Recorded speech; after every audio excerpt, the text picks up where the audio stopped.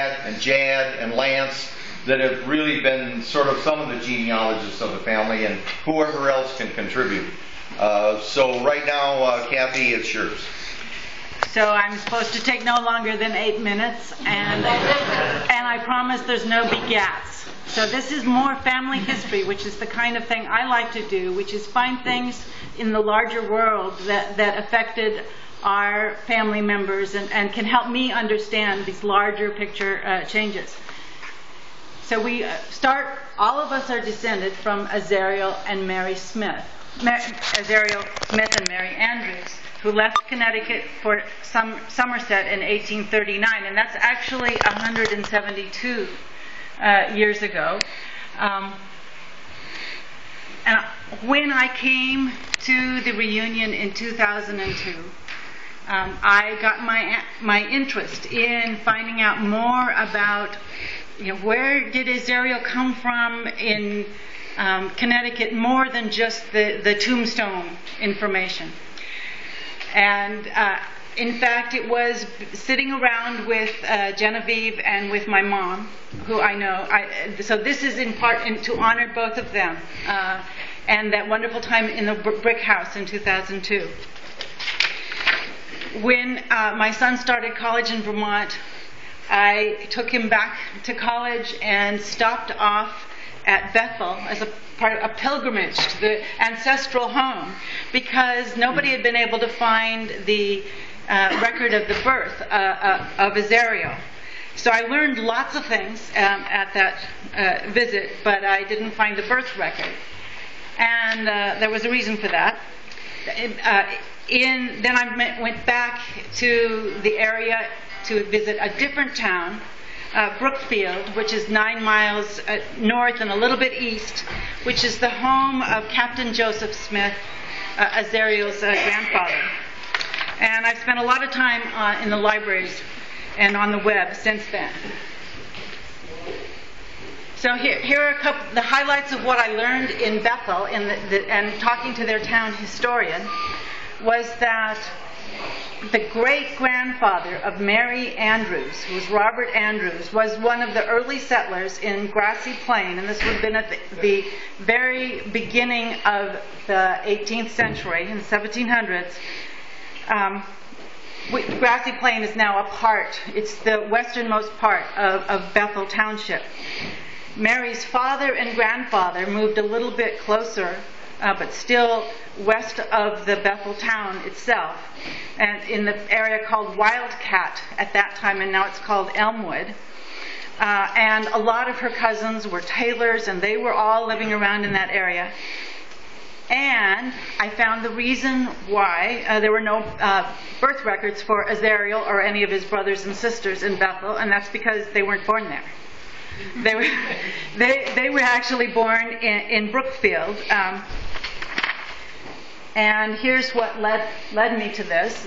In the marriage records, the colonial, up till 1845, when Bethel became its own independent town, marriage records for this period show in the 1820s and 1830s the marriage records for Azariel, 2 of his brothers, and 3 of his sisters.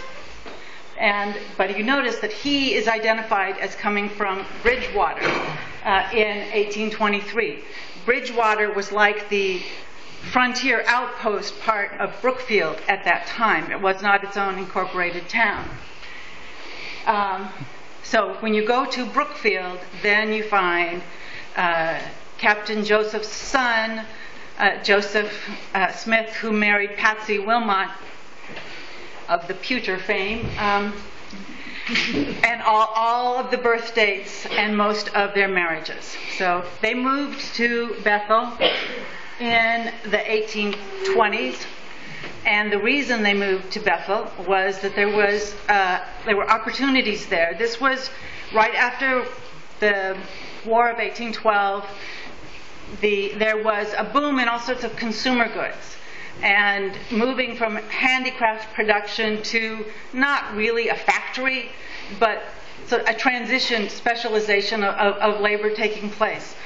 And in the Wildcat district of Bethel happened to be a center to where this comb taking ox horn, something that had been mostly a waste product, transforming it with some, I'm sure, toxic chemicals or other, to something pliable that you could flatten out. And then you have to cut it and then reharden it in ways that are mysterious to me. But why did this happen? Because tortoiseshell was becoming very, very expensive, and really only the rich people could afford that. But everybody wanted something that looked sort of like tortoiseshell, and you could get that from the ox horn combs. And actually, they're still very prized among African Americans and among Chinese for combing your hair and detangling hair that's prone to tangling. And here I was very excited when I looked at the History of Danbury, Connecticut book written in 1896, where you find Azariel, spelled in a different way, but they did that. Azariel and Charles Smith, his brother, were listed as owners of some of the largest comb shops in the Wildcat district of Bethel, along with, as you can see, there's two tailors, there's a Barnum, and other names that are familiar and intermarried, Dibble and Peck. So, if you remember, so Charles married a tailor. Another brother married a tailor, a girl tailor, and Azariel married Andrews, who was a landowner in the Wildcat district. That was the best source of water there. So, did they marry for love? Did they marry strategically? We don't know, But that's why they were there. They left Bridgewater, where there wasn't any real fertile land or water access, and we're doing this. Now, we all know about the fire that destroyed, or I think we know about the fire that destroyed Azariel's comb factory in 1837, but I hadn't really put that together with the Panic of 1837, which was a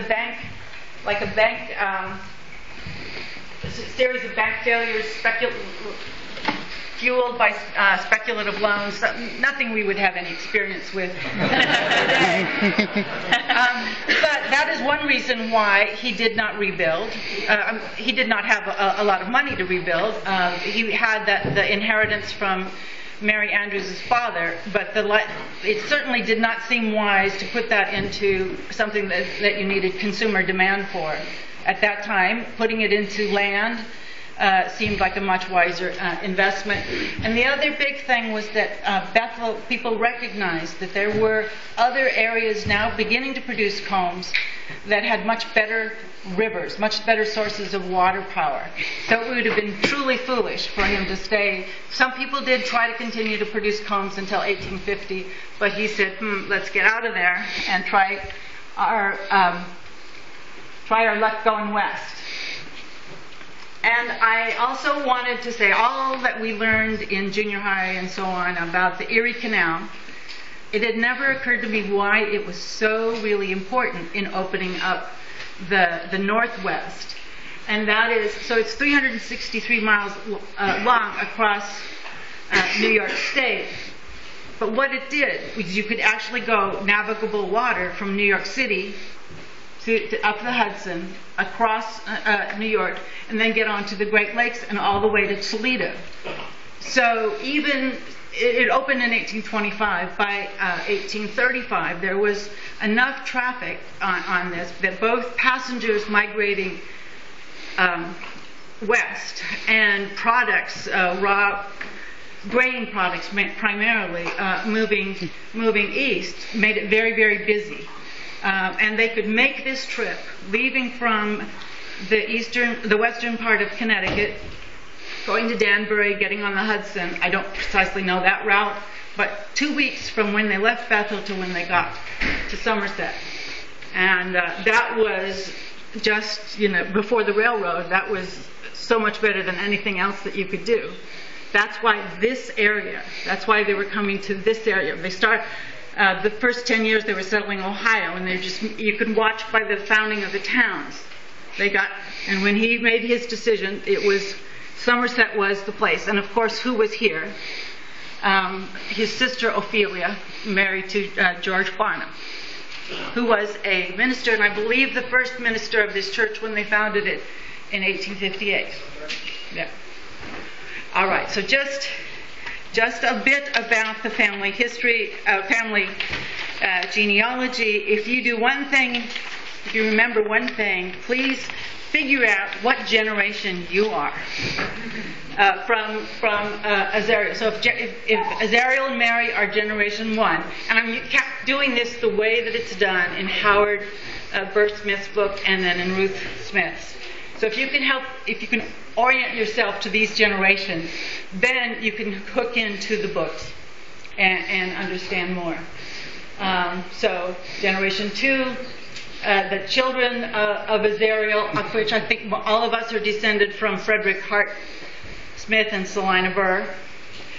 Generation 3 would be the George Burr Smith, Howard Remus Smith, and Floyd Hart Smith. I think that's all that had children. Is that right?